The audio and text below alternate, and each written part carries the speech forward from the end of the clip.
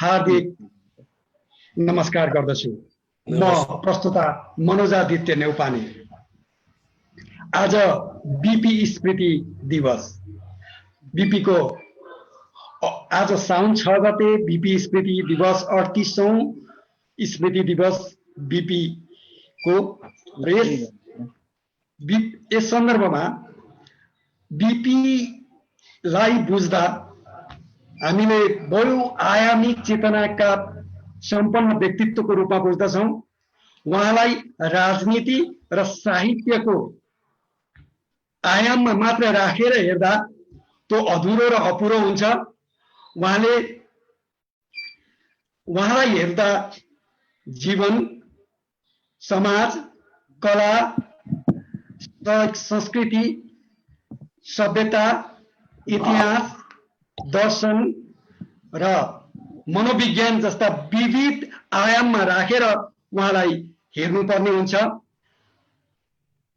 त्यसै आवश्यकतालाई बोध गरेर हामीले आजको यो स्मृति दिवसको अवसर पारेर बीपी व्यक्तित्वका विविध आयामको बारेमा बहस गर्ने एउटा कार्यक्रम शुभारम्भ गर्न लागेका छौँ।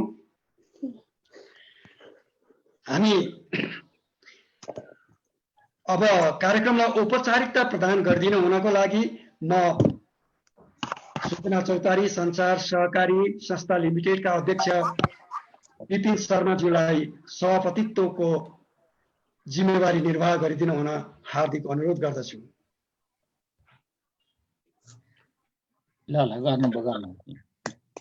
सभापतिको अनुमति लिएर अब म कार्यक्रम सञ्चालन गर्न अगाडि बढ्दछु। आज विश्वेश्वर प्रसाद कोइराला नेपालको पहिलो जननिर्वाचित प्रधानमन्त्री। आज कस्तो संयोग जोडिएको छ भने आजको कार्यक्रमको शुभारम्भ हामी लोकतान्त्रिक गणतन्त्र नेपालको पहिलो जननिर्वाचित राष्ट्रपतिको हातबाट गर्न गइरहेका छौँ। सम्माननीय प्रथम राष्ट्रपति रामवरण यादवज्यूलाई म विशिष्ट अतिथिको आसन ग्रहण गरिदिन हुनको लागि हार्दिक अनुरोध गर्दछु। नमस्कार। नमस्कार। नमस्कार। हामीसँग कार्यक्रम लामो छैन। म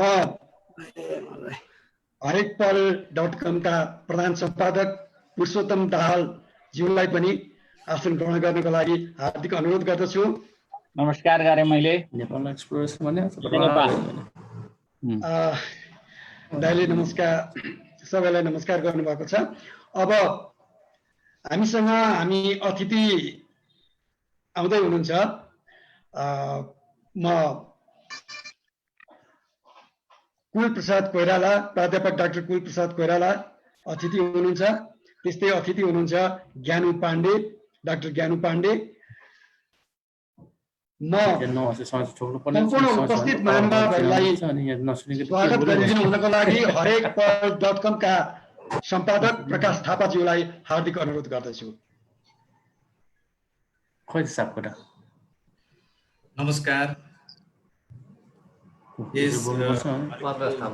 सूचना चौतारी संचार संस्था लिमिटेडद्वारा सञ्चालित हरेकपल.com ले 38औं बीपी स्मृति दिवसको अवसरमा 2 महिनासम्म बीपीका बहुआयामहरूलाई विशेष चर्चा गर्न भनेर यो तयार गरेको यो फोरममा सबैलाई हार्दिक स्वागत गर्न चाहन्छु। यस विशेष कार्यक्रमका अध्यक्षज्यू, प्रमुख अतिथि सम्माननीय प्रथम राष्ट्रपतिज्यू लगायत सम्पूर्ण आदरणीय यो जुममा जति पनि जोडिनु भएको छ सबैलाई हार्दिक स्वागत गर्न चाहन्छु। र हामीले 2 महिनासम्म चलाउने यो अभियानै भनौँ बीपीका बहुआयाममाथिको चर्चा परिचर्चा गर्ने, विभिन्न पक्षको बारेमा हामीले चर्चा परिचर्चा गर्नेछौँ, संवाद बहस गर्नेछौँ, विमर्श गर्नेछौँ र यसमा हरेक अङ्कमा यहाँहरूको सक्रिय सहभागिताको पनि हामी अपेक्षा गरेका छौँ। र यो सँगसँगै साँच्चीकै बीपीले उ बेला भनेका कुरा अहिले जसरी सान्दर्भिक छन् पछिसम्म पनि सान्दर्भिक हुने नै छन्, हुन्छन् नै। ती त्यस्ता कुराहरू, ती बहुआयामलाई हामीले चाहिँ सबै समक्ष पुर्याउनु पर्नेछ, प्रसार गर्नुपर्ने आवश्यकता भएको हुनाले ले सूचना चौतारी सञ्चार सहकारी संस्था लिमिटेडले यो अभियान थालनी गर्दैछ र अब पछाडि नेपालका प्रथम राष्ट्रपति सम्माननीय डाक्टर रामवरण यादवजीले उद्घाटन शुभारम्भ गर्नुहुनेछ र फेरि एकपटक सबैजनालाई हार्दिक स्वागत गर्दै 2 महिनासम्म चल्ने यो कार्यक्रममा यहाँहरूको सक्रिय सहभागिताको अपेक्षा सहित फेरि एकपटक सबैलाई स्वागत गरे र धन्यवाद दिन चाहन्छु। नमस्ते। धन्यवाद प्रकाशजी। अब म कार्यक्रमको मूल बिन्दुतिर जान्छु। आजको यस कार्यक्रमलाई शुभारम्भ गरिदिनु हुन र साथमा सार गर्वित मन्तव्य प्रकट गरिदिनु हुनको लागि म यो कार्यक्रमको गरिमा बढाइदिनु हुने हाम्रा श्रद्धेय प्रथम राष्ट्रपति सम्माननीय डाक्टर रामवरण यादवज्यूलाई हार्दिक अनुरोध गर्दछु। कार्यक्रमका सभापतिज्यू, सहभागी सम्पूर्ण साहित्यिक मित्रहरू, सबैमा मेरो हार्दिक जय नेपाल र नमस्कार। म यो कार्यक्रममा हामी सबै सहभागी भएका र आज देशमा यो बाढी पहिरो र कोभिड-19ले हाम्रो समाज आक्रान्त छ र देशभन्दा बाहिर पनि यो कोभिड-19ले देशमा यो बाढी पहिरोले हाम्रो भाइ बहिनीहरूले हाम्रो समाजका भाइ बहिनीहरूले जान गुमाउनु भएको छ। उहाँहरूको परिवारप्रति म गहिरो संवेदना व्यक्त गर्दै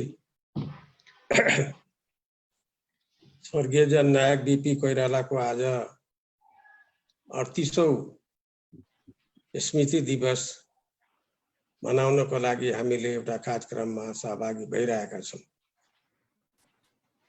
बीपी कोइरालाको स्मृतिको दिनमा नेपालका सन्दर्भमा बीपी को जो चिन्तन थियो राष्ट्रियता, लोकतन्त्र र समाजवादको परिभाषा गर्ने पहिलो भाष्यकार बीपी कोइरालाको स्मृति दिवसका सन्दर्भमा सूचना चौतारी संचार सहकारी संस्था द्वारा सञ्चालित हरेकपल.com ले बीपी विमर्शका बहुआम विषयमा करिब 2 महिना संवाद बहस विमर्शको कार्यक्रम राखेकोमा मलाई अत्यन्तै यो कार्यक्रम सान्दर्भिक छ र म खुसी व्यक्त गर्छु। बीपी कोइरालाको राजनीतिक, आर्थिक, सामाजिक विचार क्षेत्रमा मात्र होइन, साहित्यिक सृजनाको क्षेत्रमा समेत महत्त्वपूर्ण योगदान उहाँले गर्नुभएको छ। उहाँ जस्तो बहुप्रतिभाशाली व्यक्तित्वका अनेक पक्षहरूलाई निरन्तर प्रचार प्रसार गर्नु अहिलेको सन्दर्भमा झन आवश्यक भएको छ। यसले नेपाली समाजको सोचको दायरा र धरातल विस्तारित गर्न सहयोग पुर्याउनेछ। मेरो विचारमा नेपालमा उहाँ एउटा विलक्षण प्रतिभाशाली व्यक्ति हुनुहुन्थ्यो। कला, जीवन, संस्कृति, सभ्यता, इतिहास, दर्शन, मनोविज्ञानको अध्ययनमा उहाँको गहिरो दखल थियो। उहाँले अभिव्यक्त गर्नुभएका विचार र सृजना गर्नुभएका साहित्यबाट यी कुरा थाहा पाइन्छ। बडा सजिलोसँग एउटा कुरा उहाँले भन्नुभएको छ, ठुलो मान्छे होइन, असल मान्छे बन्न भने उहाँको चिन्तन यो ठुलो मान्छे बन्नु भएन। असल मान्छे समाजमा बन्नु पर्ने उहाँको जो चिन्तन, यही गहिरो अध्ययन र उहाँ कति इन्लाइटेनमेन्ट हुनुहुन्थ्यो भनेर हामी बुझ्न सक्छौं।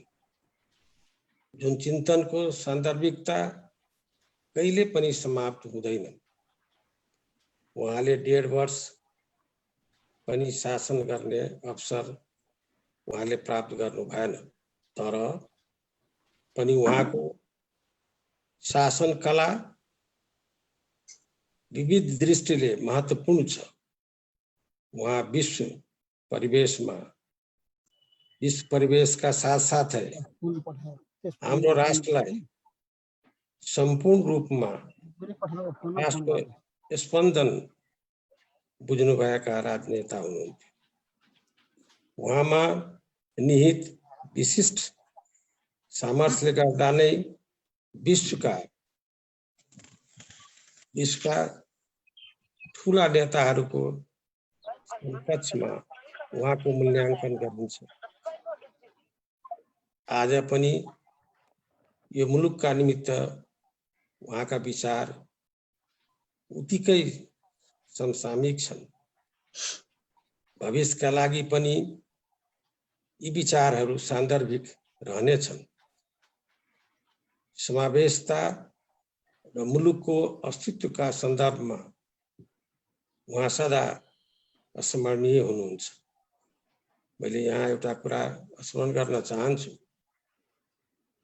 उहाँमा यहाँको भू राजनीति, हाम्रो पडोसी देशहरूसँगको सम्बन्ध, यो क्षेत्रको राजनीति र विश्व राजनीति उहाँमा गहिरो अनुभव थियो। त्यो त्यहाँको कामले हामी बुझ्न सक्छौं। त्यो बेलाको उहाँको कामले। बीपी ठुलो मान्छे होइन, असल मान्छे बन भन्नुहुन्थ्यो। बीपी अत्यन्तै ऊर्जाशील व्यक्तित्व हुनुहुन्थ्यो। जेलको 4 दिवारी भित्र पनि उहाँको लेखन, चिन्तन, मननको कार्यलाई उहाँले निरन्तरता दिनुभयो। जेलमै हुँदा साहित्यका उत्कृष्ट कृतिको सृजना गर्नु, जेलमै हुँदा अदालतमा दिएको बयान, हामीले त्यसलाई अविस्मरणीय एउटा ऐतिहासिक दस्तावेजको रूपमा बुझ्न सक्छौं, अध्ययन गर्न सक्छौं। बन्दी अवस्थाको डायरी, जेल जर्नल र आत्मवृत्तान्त, उहाँको आत्मवृत्तान्त महत्त्वपूर्ण डकुमेन्टको रूपमा हामीले अध्ययन गर्छौं र बुझ्छौं।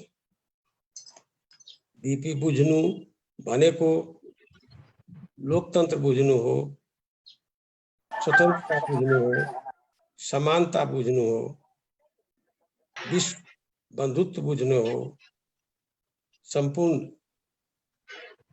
नेपाल बुझ्नु हो, नेपालीको स्पन्दन बुझ्नु हो। बीपी को भौतिक शरीरको अवसान भएपछि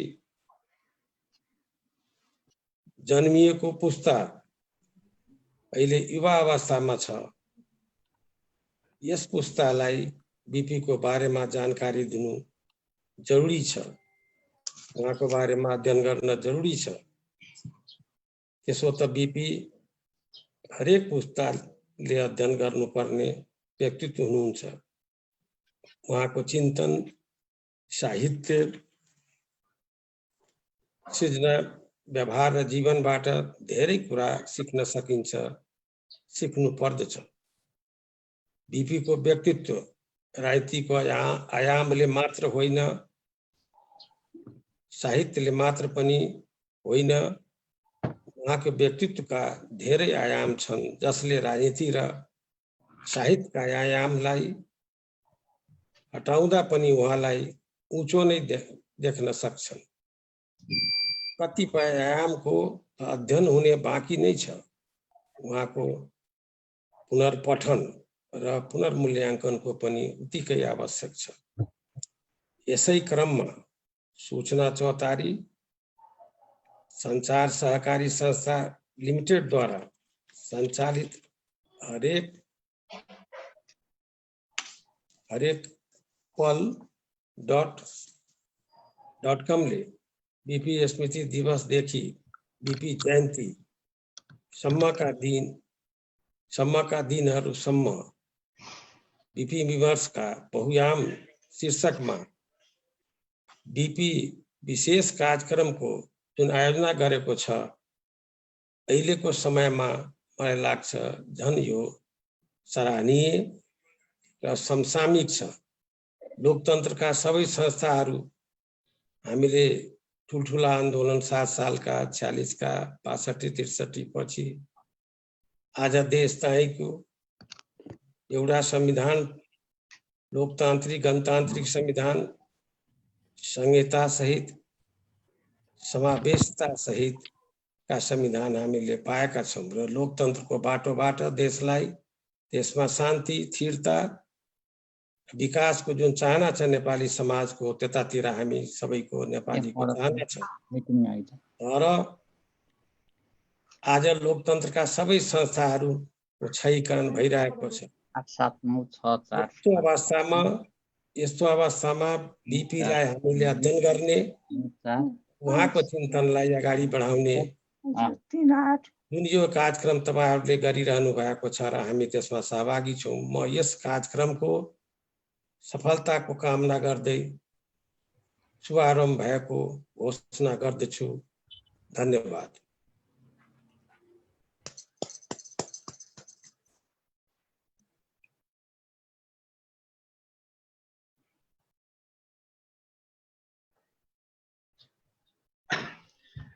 सम्माननीय प्रथम राष्ट्रपति रामवरण यादवज्यूलाई हार्दिक कृतज्ञता ज्ञापन गर्दछौं। उहाँले छोटोमा बीपीका विविध आयामहरू र बीपीका विविध योगदानहरूलाई प्रस्ताइदिनु भएको छ। हामीलाई कार्यक्रम अगाडि बढाउनका लागि यो मार्गदर्शक बन्नेछ। अब म हाम्रो यो कार्यक्रम सञ्चालनका लागि विशेष प्रेरणा दिनुहुने हरेकपल.com का प्रधान सम्पादक पुरुषोत्तम दाहाल दाइलाई यो कार्यक्रमको औचित्य, उद्देश्य र सान्दर्भिकताका बारेमा प्रस्ताइदिनु हुनको लागि हार्दिक अनुरोध गर्दछु। पुरुषोत्तम दाहाल दाइ।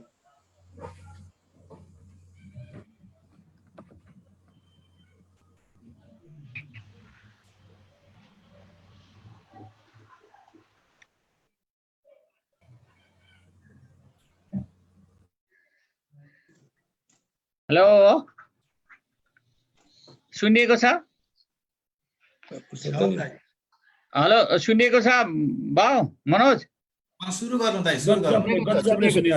सुनिएको छ भने धन्यवाद। ल हस्, धन्यवाद सभापतिज्यू, सम्माननीय प्रथम राष्ट्रपतिज्यू र सम्पूर्ण साहित्य प्रेमी र विशिष्ट विद्वान मित्रहरू। आज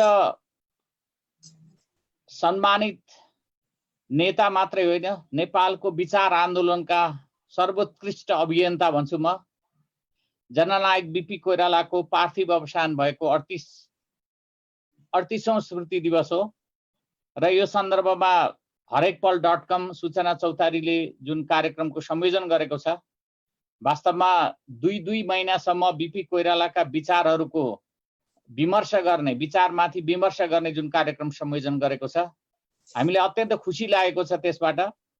र त्यसमा पनि म आदरणीय सम्माननीय प्रथम राष्ट्रपतिज्यूले जसरी हामीलाई अभिप्रेरित गर्नु भएको छ, उत्प्रेरक विचारहरू प्रदान गर्नु भएको छ र हाम्रो यो कार्यक्रममा सहभागिता जनाउनु भएको छ, म हार्दिक आभार प्रकट गर्न चाहन्छु। वास्तवमा अहिलेको सन्दर्भमा बीपी कोइरालाका विचारहरूको सान्दर्भिकता कुन कुन क्षेत्रमा छ भनेर हामीले खोज्नु पर्ने हुन्छ। कुनै पनि विचार सार्वकालीन ठ्याक्कै त्यही नहुन सक्छन्, तर त्यसलाई समय अनुकूल विकसित गर्दै लिएर जाने काम त्यसपछिको चरणमा हुने गर्छ। बीपी कोइरालाले नेपालको सन्दर्भमा यसो हेर्दाखेरि मलाई लागेको कुरा, एउटा त राजनीतिक रूपमा उहाँले धेरै कुरा राख्नुभयो, त्यसमा राष्ट्र र राष्ट्रियताको परिभाषा उहाँले पहिलोचोटि सायद नेपालको सन्दर्भमा गर्नुभयो।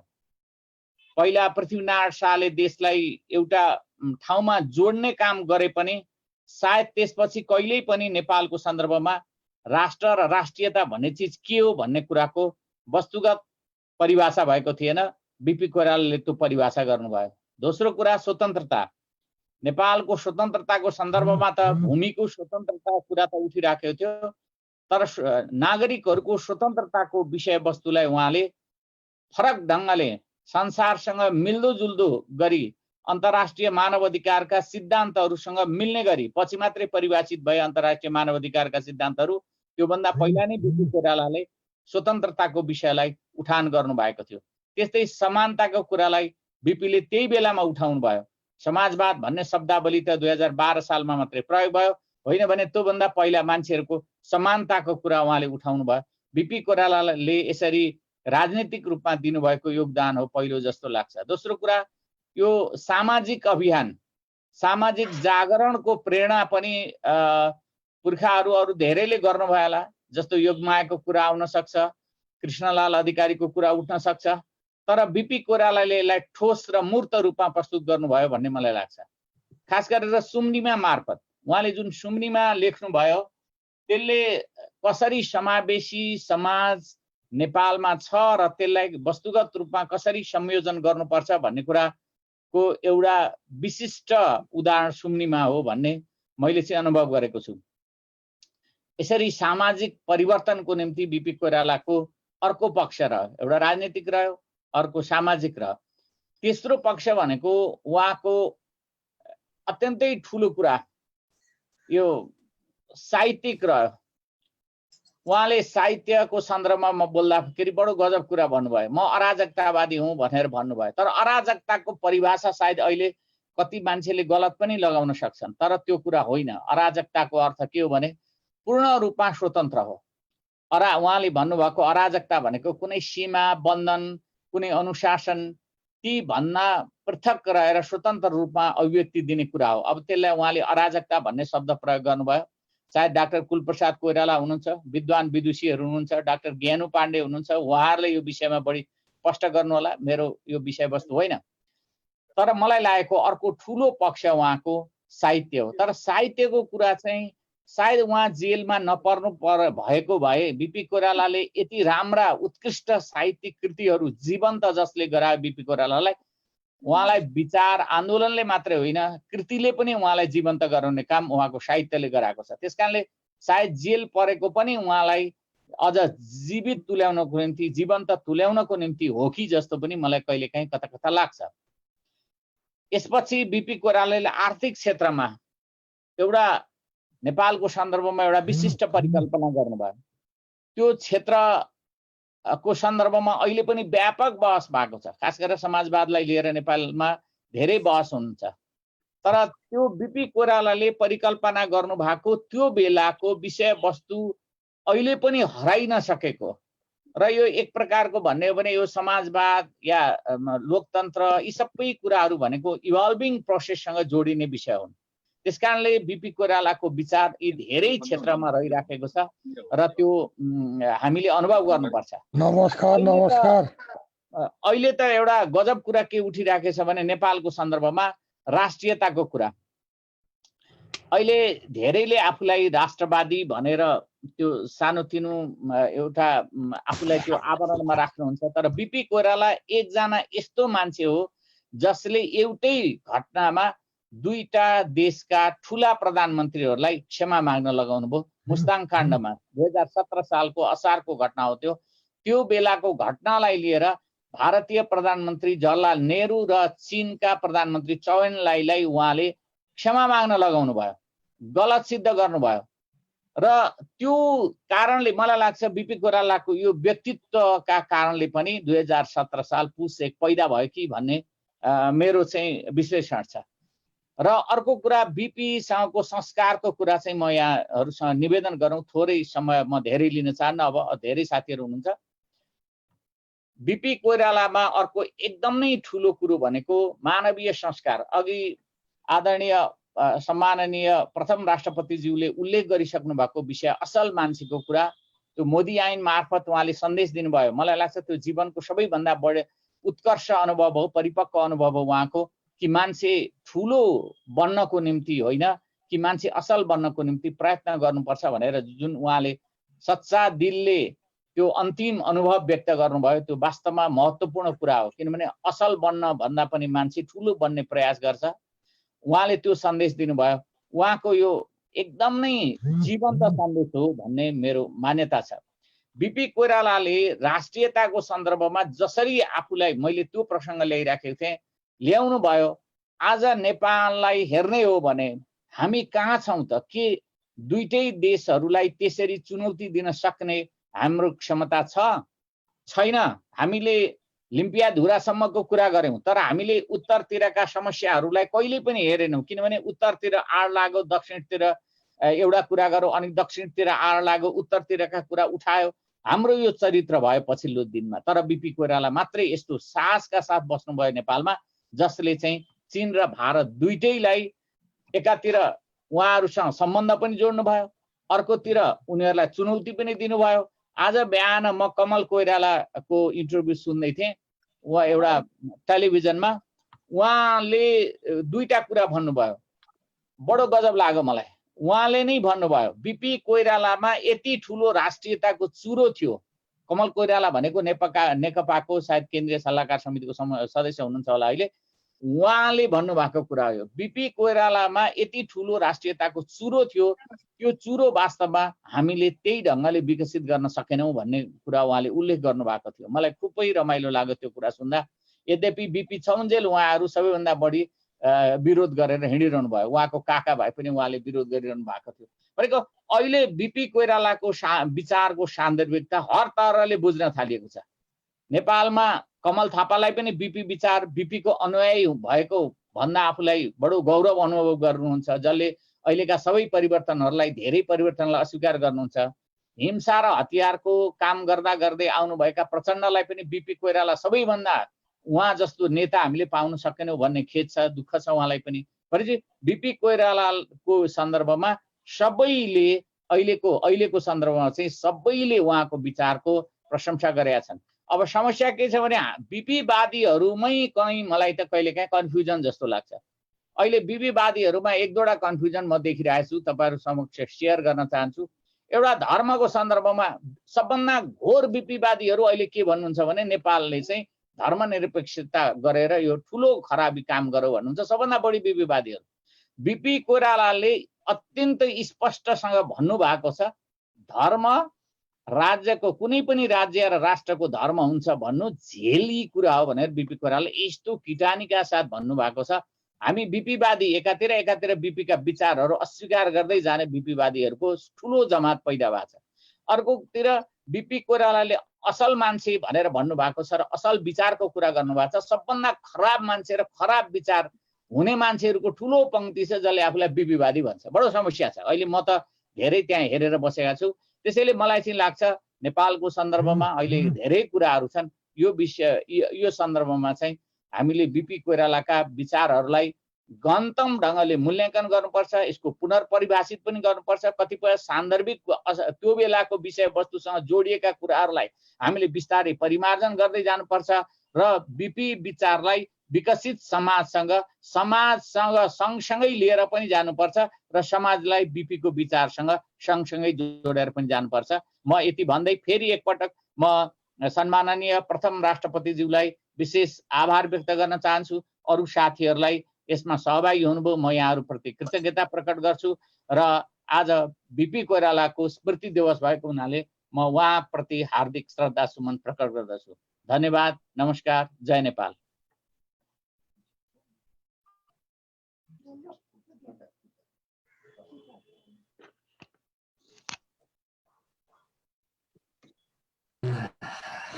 हेलो, मेरो सकिसक्यो त?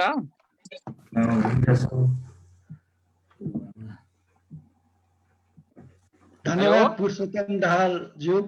यहाँले अहिलेको समसामयिक सन्दर्भसँग जोडेर बिपी कोइरालाको सान्दर्भिकतालाई उहाँको सान्दर्भिक आयामलाई प्रस्ट्याइदिनु भयो, यसको लागि हार्दिक धन्यवाद। अब म हामीसँग प्राध्यापक डाक्टर कुल प्रसाद कोइरालाको उपस्थिति भएको छ। उहाँलाई म आतिथ्यताको लागि हार्दिक अनुरोध गर्दछु। उहाँ बिपीका विविध आयामलाई बुझ्ने भनौँ, सबै बुझ्ने त कोही पनि छैन, तर धेरै आयामलाई बुझ्ने व्यक्तित्व हुनुहुन्छ। र अब म सोझै उहाँलाई बिपी तपाईँलाई मनपर्ने कारण के हो, त्यस तपाईँलाई मात्रै होइन अहिलेको समयका सबैलाई बिपी मनपर्ने कारण के हो, संक्षेपमा बताइदिनु हुन हार्दिक अनुरोध गर्दछु। नमस्कार सबै साथीहरूलाई। मेरो सुनिएको छ आवाज? बिपी मनपर्ने पहिलो कुरा त सबै साधारण कुरो हो। राम्रो चिज सबैलाई मनपर्छ। राम्रो कुरो, राम्रो मान्छे, राम्रो चिज, राम्रा वस्तुहरू सधैँभरि सबैलाई मनपर्छ। पहिलो कुरा साह्रै साधारण कारण। अब त्यो साधारण भित्रको असाधारणपन भित्र प्रवेश गर्दा मेरो चेतना छिपिदेखि आजसम्मका नेपालीहरूको विश्लेषण गरेर हेर्दा तीनवटा पक्षमा विश्वेश्वर प्रसाद कोइरालाको राजनीतिक व्यक्तित्वको पक्ष एउटा, स्रष्टाको पक्ष दोस्रो र समाजको अस्तित्वको चिन्तन गर्ने पक्ष तेस्रो, तीनवटा पक्षमा मैले विश्वेश्वर प्रसाद कोइरालालाई जन्मिएका नेपालीहरूमा एउटा अद्वितीय व्यक्तिको रूपमा मैले पाएको छु। मैले साथीलाई कहिलेकाहीँ चिन्तन गर्दा म चिन्तन गर्छु, नेपाल देशको नक्सा बन्यो, त्यो नक्सा बनाउने पृथ्वीनारायण शाह र आधुनिक विश्वका 295वटा मुलुकहरूसँग लगेर समान हाराहारीको एउटै हारमा एउटा पंक्तिमा उभ्याउने अर्को महापुरुष भनेको विश्वेश्वर प्रसाद कोइराला। अहिलेसम्म नेपालमा जन्मिएका राजनीतिक दृष्टिकोणले, नेपाली राष्ट्रियताका दृष्टिकोणले यी दुईजना व्यक्तिसँग तुलना गर्न लायकको अर्को तेस्रो व्यक्ति जन्मिएकै छैन। साहित्य स्रष्टाका रूपमा चाहिँ विश्वेश्वर प्रसाद कोइरालासँग तुलनीय व्यक्तिहरू देवकोटा, सोम, लेखनाथ, यद्यपि यिनीहरूको पक्षान्तर छ, तर एउटा समकोणमा भिन्न भिन्न दृष्टिबाट ल्याएर राख्न सकिन्छ स्रष्टाको दृष्टिकोणले। तर समाजमा मान्छे भएर बाँच्नका लागि चाहिने कुराहरूको जगेर्ना गर्ने र इमान्दारीपूर्वक त्यसलाई कार्यान्वयन गर्ने, त्यसै गरी एउटा राष्ट्र बन्नका लागि जे चिज चाहिन्छन् त्यो चिज कहिले पनि पछि नहट्ने यदि व्यक्तित्वहरूको खोजी गर्ने हो भने मेरो चिन्तनमा अहिलेसम्म म एउटा निष्कर्षमा पुगेको छु। त्यो के भनेर भन्दाखेरि नेपाल र नेपालीको सधैँभरि विश्वभरि नामलाई चाहिँ के भन्दाखेरि सुरक्षित राख्न सक्ने व्यक्तित्व भनेको बिपी र पृथ्वीनारायण शाह मात्र हुन्। बाँकी अरू भनेका आफ्ना समयमा आए, काम गरे, अलिकति एउटा दुईटा योगदान दिए गए। सिङ्गो नेपाल र नेपालीको अस्तित्वलाई विश्वमा देखाउन सक्ने भनेका दुईटा मात्रै व्यक्ति हुन्, ती हुन् पृथ्वीनारायण शाह र विश्वेश्वर प्रसाद कोइराला। विश्वेश्वर प्रसाद कोइरालाको चाहिँ वैचारिक स्वतन्त्रता र सबैभन्दा ठुलो अनन्त विकल्पहरू मध्ये मान्छेले चयन गर्ने स्वतन्त्रता पाएको छ। मान्छे हुनुका नाताले त्यो आफू चयन गरेको स्वतन्त्रतामा जुन चिज चयन गरिन्छ त्यो चयन गरेका चिज प्रति यो जीवन रहेसम्म निष्ठावान रहनु, प्रतिबद्ध रहनु, निश्चय रूपमा चाहिँ के भन्दाखेरि खडा हुनु, यो एउटा चिज चाहिँ के भन्दाखेरि मान्छे हुनुको लक्षण पनि त्यही नै हो। आज एउटा कुरो, एक घण्टापछि अर्को कुरो, 2-3 दिनपछि अर्कै कुरो भयो भनेर भनेदेखि त्यो सायद मान्छे विचारबाट यदि गाइडेड हुन्छ, विचारबाट यदि निर्देशित हुन्छ र मान्छेभित्र सोच्न सक्ने एउटा चिज छ, प्रतिभाका विभिन्न आयामहरू मध्येको एउटा वैचारिक दृढता छ मान्छेभित्र भनेर त्यो चिज सबैभन्दा महत्त्वपूर्ण कुरा हो र त्यो महत्त्वपूर्ण कुरा विश्वेश्वर प्रसाद कोइरालामा रह्यो। अब त्यही संस्कार बढी मन पर्यो होला बिपी। मलाई लागेका कुराहरू यिनै हुन्।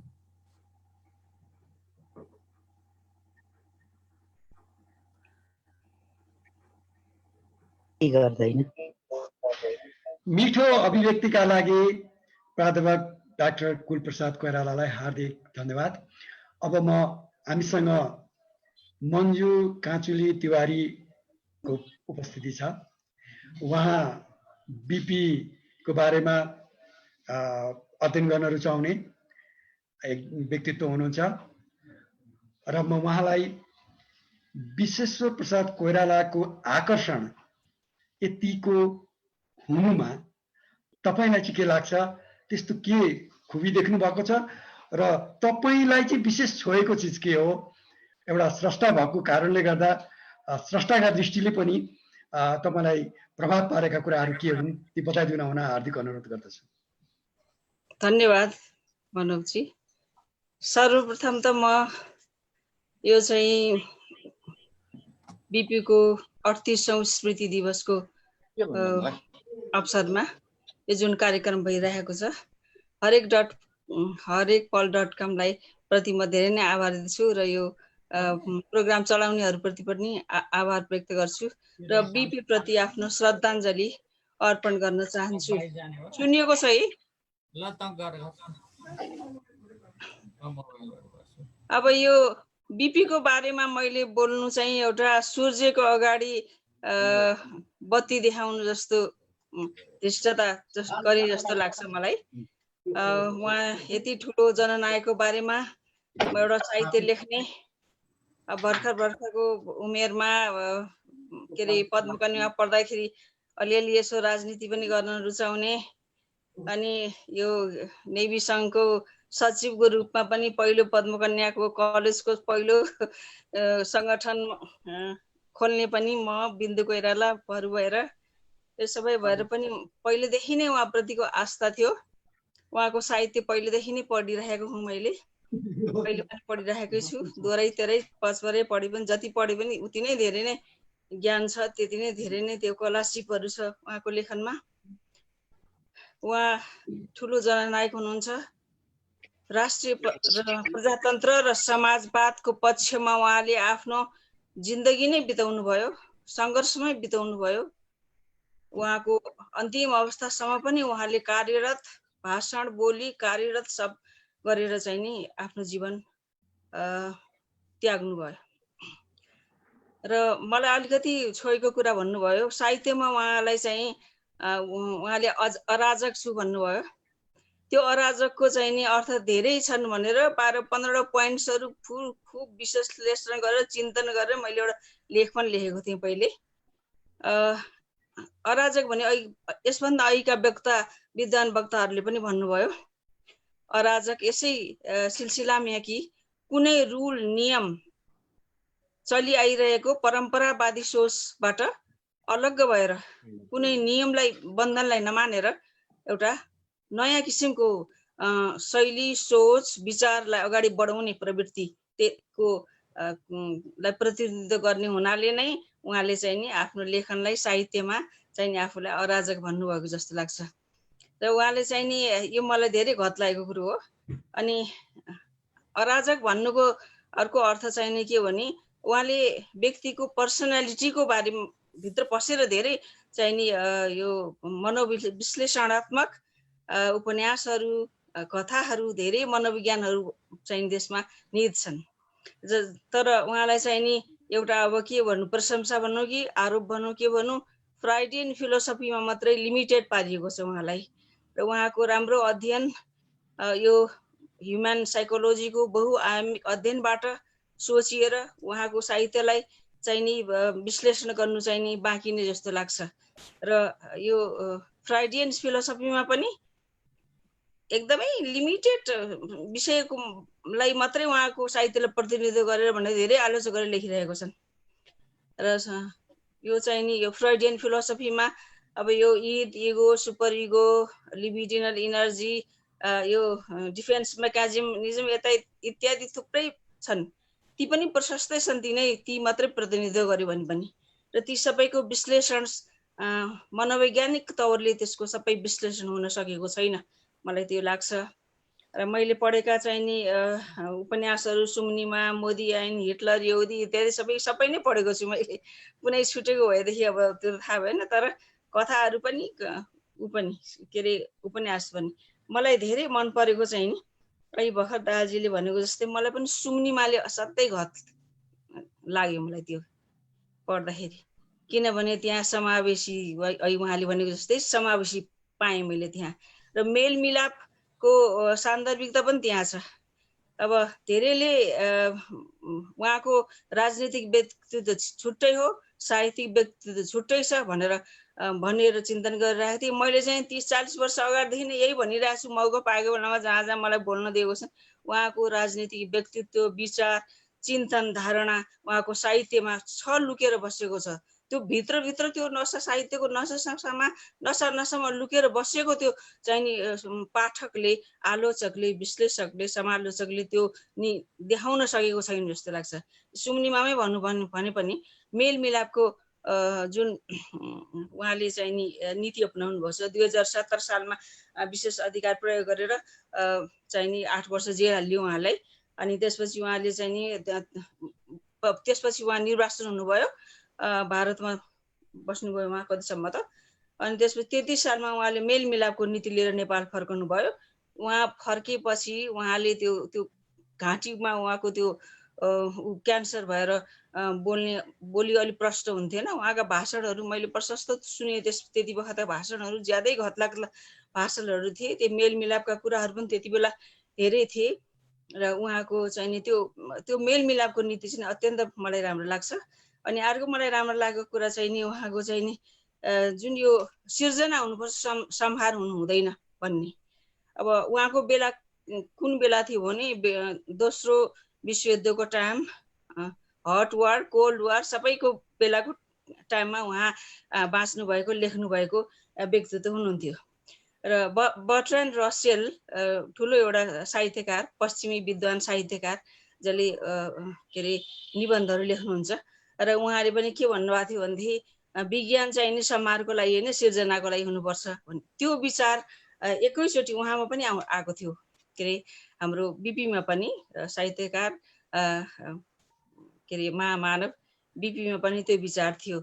र शान्तिका नै उहाँ पक्षपाती हुनुहुन्थ्यो। शान्तिको र मेलमिलको पक्षमा उहाँले चाहिँ नि आफ्नो आवाज उठाउनु भयो। हतियारको होडबाजीको सधैँ विरोधी नै उहाँ हुनुभयो। र अलिकति यो राजनीतिको कुरा गर्दा चाहिँ कस्तो भनेदेखि उहाँलाई पछि गएर अब त्यो फर्केर आइसकेपछि, के अरे भारतबाट फर्किआएपछि मेलमिलापको नीति अपनाइसकेपछि उहाँलाई एउटा बेलायतमा जस्तो, जापानको जस्तो चाहिँ नि राज्यको शासनको व्यवस्थाको उहाँलाई चाहिँ नि एउटा यस्तो भएदेखि पनि भन्ने त्यो सोच छ। त्यो सोच अहिलेसम्म पनि एउटा मानिसहरूले विवादास्पद रूपमा अथवा एउटा विषय बनाइरहेछन्। तर मैले समय सन्दर्भलाई हेर्दाखेरि त्यो बेलाको समय चाहिँ नि एकैचोटि ठुलो विरोध आन्दोलन गर्ने समय थिएन। अहिले जस्तो ठुलो चेतना पनि थिएन। अहिले जस्तो ठुलो जनसमूहमा चेतनशील र त्यति कसो हात पनि थिएन, जनताको हात पनि थिएन। निरङ्कुश शासनले यति डढाएर त्यो जनतालाई राखिरहेको थियो, र उहाँले चाहिँ बिस्तारै नै शासन व्यवस्थालाई परिवर्तन गर्नु राम्रो हुन्छ भन्ने हिसाबले नै यो मेलमिलापको नीति ल्याउनु भएको जस्तो लाग्छ। र अनि यो के अरे संवैधानिक राजतन्त्र र प्रजातन्त्रको वकालत गर्नुभएको पनि त्यही बेलाको जस्तो लाग्छ। जस्तो पृथ्वीनारायण शाहले कतै एउटा सानो मैले टाइम लिएँ कि एकैछिनमा सिधाउँछु है।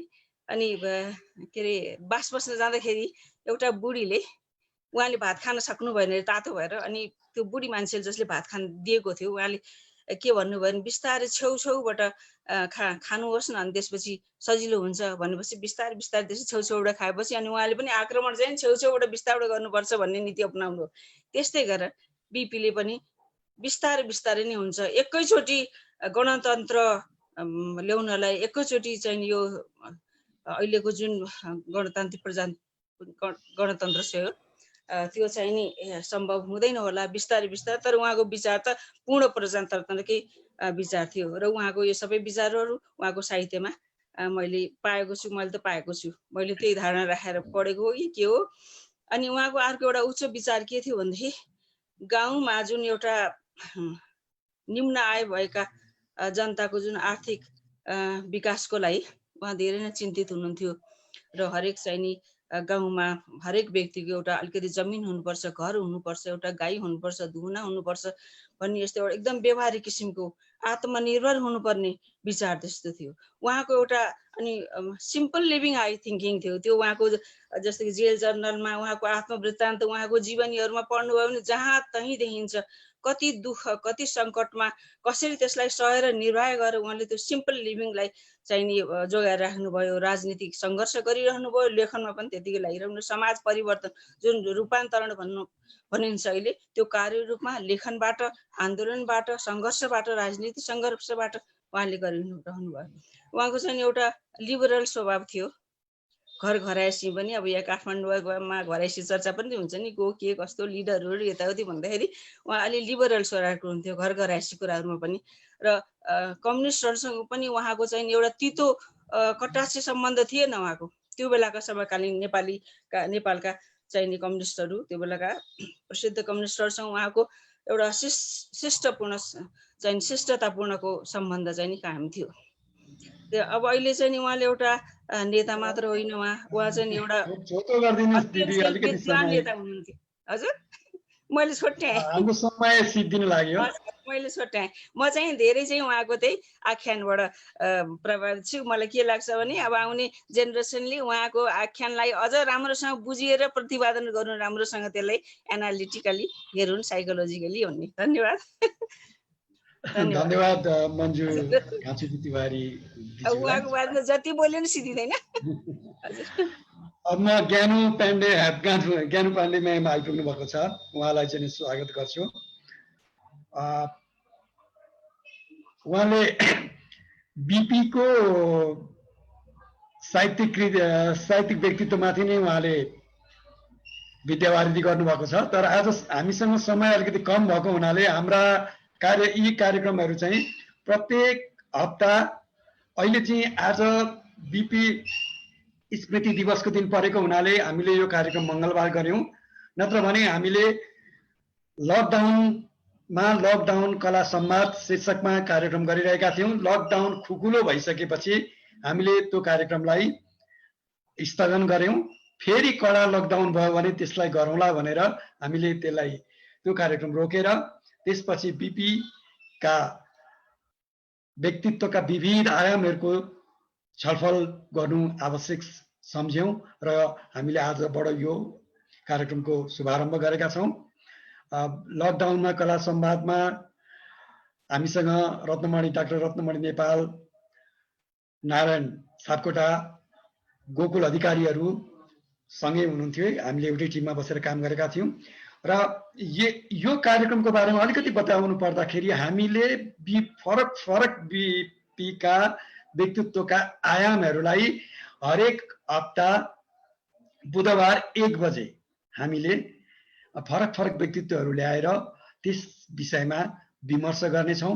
यो भदौ 24 सम्म बिपी जयन्तीसम्म निरन्तर रूपमा अगाडि जानेछ र त्यसपछि पनि केही त्यस्तै आवश्यक कार्यक्रमहरू देखिएमा हामीले अरू 2-4 दिन यो कार्यक्रमलाई अगाडि लिएर जाने भएका छौँ। र अब म अन्तिम वक्ताको रूपमा ज्ञानु पाण्डे म्यामतिर जान्छु। उहाँलाई अलिक फरक खालको प्रश्न सोध्छु। तपाईँसँग त यो कार्यक्रमको बारेमा छलफल भइ पनि रहेको छ, अरू सेसनहरूमा हामी विमर्शमा हामी फेरि ल्याउनेछौँ।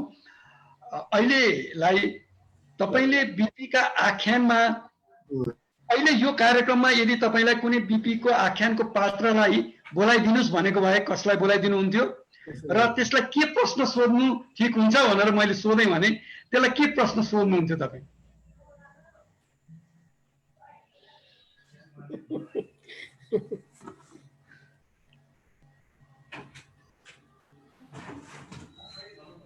ज्ञानु पाण्डे, मैले उहाँ सुनिराख्नु भएको छ? हजुर सुनिरहेको छु। नमस्ते मनोजी। मेरो भनाइ के हो भने अब मैले प्रश्न राखिरहेको छु। एक मिनट है।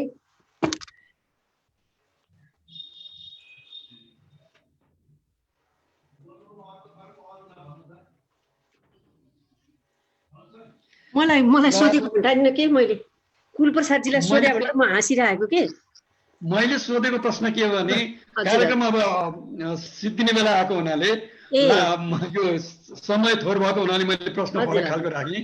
हजुर हजुर बीपी को आख्यानको कुन पात्रलाई तपाईले आजको कार्यक्रममा बोलाउनु परेको भए कुन पात्रलाई बोलाउनुहुन्थ्यो र प्रश्न के राख्नुहुन्थ्यो? ओहो कस्तो एकदम प्रश्न आफैमा सिर्जना छ है, ठुलो छ, महत्त्वपूर्ण प्रश्नको लागि धेरै धन्यवाद। सबैभन्दा पहिला उपस्थित सम्पूर्णमा मेरो हार्दिक अभिवादन र आज 38औं बीपी स्मृति दिवसको सन्दर्भमा बीपी विश्वेश्वर प्रसाद कोइराला प्रति म हार्दिक श्रद्धा अर्पण गर्छु र उहाँले देखाउनु भएको बाटोमा नेपालको राजनीतिज्ञहरू सबैजना र अरू पनि सबैजना उहाँले जीवनको बारेमा जुन एउटा बाटो आदर्श बाटो देखाउनु भएको छ त्यसमा लाग्न हामी सबैजना प्रेरित हौँ भन्ने एउटा कामना पनि म व्यक्त गर्न चाहन्छु। अब तपाईको प्रश्नमा आउँदा चाहिँ बीपीको उपन्यासको कुरा गर्नुभयो है। बीपीको उपन्यास भनेको चाहिँ वास्तवमा सबै चरित्र प्रधान छन् र चरित्रलाई चाहिँ उहाँले आफ्नो विचारको चाहिँ एउटा पुञ्ज बनाएर प्रतीक बनाएर चरित्रलाई अगाडि सार्नु भएको छ। त्यसकारणले बीपीका पात्रहरू 101 छन् सबैजना। मैले जुन मान्छेहरूले भन्छन् नि तपाईँलाई अहिले चलिरहेको साहित्यकारमा सबभन्दा मनपर्ने को भन्दाखेरि डिप्लोमेटिक जवाब दिन्छन् नि, सबैजना राम्रो लेखिरहनु भएको छ भने जस्तो एकजनाको मात्रै नाम भन्दा अर्कोलाई बिर्सेको जस्तो हुनसक्छ कि। त्यसकारण बीपीका सबै पात्रहरू 101 छन्। तर पनि तपाईँले भन्नुभएको हुनाले एउटा उदाहरणको लागि चाहिँ मैले पिताम्बरलाई बोलाउँथेँ कि यहाँ एक नम्बरमा मैले पिताम्बरलाई बोलाउँथेँ यहाँ, अथवा सुयोगवीरलाई बोलाउँथेँ मैले, प्रश्न के राख्नुहुन्थ्यो? सुयोगवीरलाई बोलाउँथेँ र म प्रश्न के गर्थेँ भन्दाखेरि तपाईँहरू मान्छेको जीवनमा अगाडि बढ्दाखेरि सफलता असफलतामा सहयात्रीको ठुलो भूमिका हुन्छ भन्छ नि त। त्यस्तो सहयात्री पाउँदा, त्यस्तो सबल सहयात्री पाउँदा पनि आफ्नो चिन्तनलाई परिवर्तन गर्नलाई तपाईँले किन त्यो सहयात्रीको गुणलाई उसको चाहिँ सहयोगलाई तपाईँले किन क्यास गर्नु भएन, के कारणले गर्नु भएन भनेर सोध्थेँ कि मैले। धन्यवाद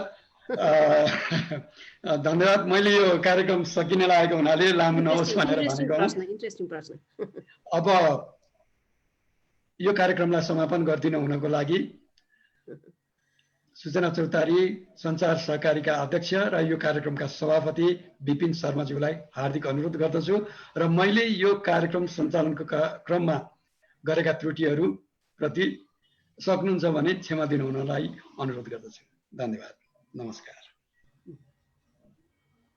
धन्यवाद मनोजजी।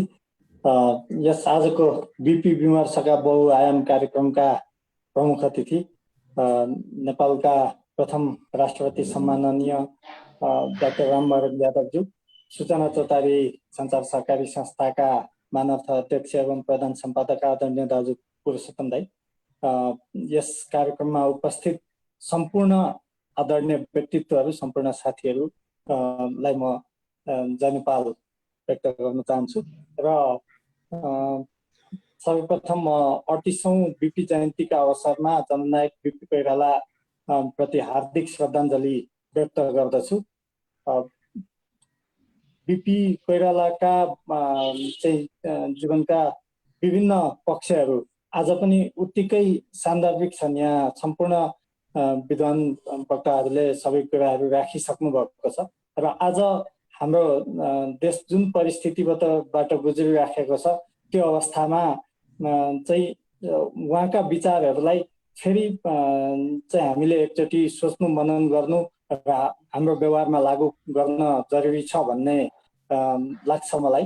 र मैले यहाँ भन्दाखेरि बीपी कोइरालाको पहिलो मैले आफूले अध्ययन गरेको पहिलो साहित्य चाहिँ कृति चाहिँ मोदी ऐन नै हो र म त्यो पढ्दाखेरि असाध्यै अर्कै संसारमा पुगे जस्तो मलाई अनुभव भएको थियो। त्यो एउटा काल्पनिक जुन किसिमको कल्पनाशीलता, त्यो काल्पनिक दुनियाँमा पुगेको अनुभव भएको थियो। मैले त्यो पनि अलिकति सेयर गर्न चाहेँ र मैले आज यो कार्यक्रममा उपस्थित भएर आफ्नो अमूल्य चाहिँ विचारहरू राख्नुहुने आदरणीय कुलप्रसाद कोइरालाज्यू, ज्ञानु पाण्डेज्यू, मन्जु तिवारीज्यू र आदरणीय पुरुषोत्तम दाई प्रति हार्दिक आभार प्रकट गर्छु र म एकदमै विशेष गरी हाम्रो सम्माननीय प्रथम राष्ट्रपति डाक्टर रामवरण यादवज्यू प्रति यस कार्यक्रमको समुद्घाटन गरिदिनु भएकोमा उहाँप्रति हार्दिक आभार प्रकट गर्न चाहन्छु। र यो कार्यक्रम हामीले 8वटा एपिसोडको तयारी गरेको थियौँ पहिला, र त्यसले नपुग्ने भएकोले गर्दाखेरि अझ बढी विविध विषयहरूमा चाहिँ कुरा गर्नुपर्ने आवश्यक ठानेर अझ बढी कार्यक्रमहरू गर्ने चाहिँ तय गरेको छौँ। र अन्तिम हप्तामा, भदौको अन्तिम हप्तामा चाहिँ हामीले साताव्यापी नै कार्यक्रम गर्ने, प्रत्येक दिन गर्ने। त्योभन्दा अगाडि चाहिँ अर्को हप्तादेखि बुधबार, प्रत्येक बुधबार 1 बजेदेखि 2 बजेसम्म कार्यक्रम गर्ने भन्ने तयारी गरेको छौँ। आवश्यकता अनुसार हामी त्यो कार्यक्रमलाई अझ थप पनि गर्दै लानेछौँ। विषयहरू सकेसम्म धेरै विषयहरूलाई समेट्ने र बिपीका बारेमा उहाँसँग सम्पर्कमा रहनु भएको र उहाँको विचारलाई अहिले व्याख्या गर्न सक्ने विद्वानहरूलाई हामी ती कार्यक्रमहरूमा समावेश गराउनेछौँ।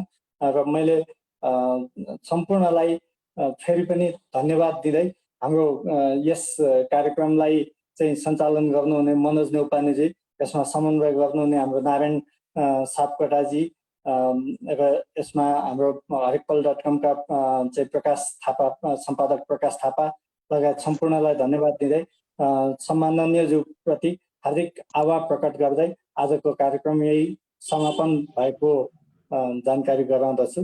धन्यवाद। जय नेपाल।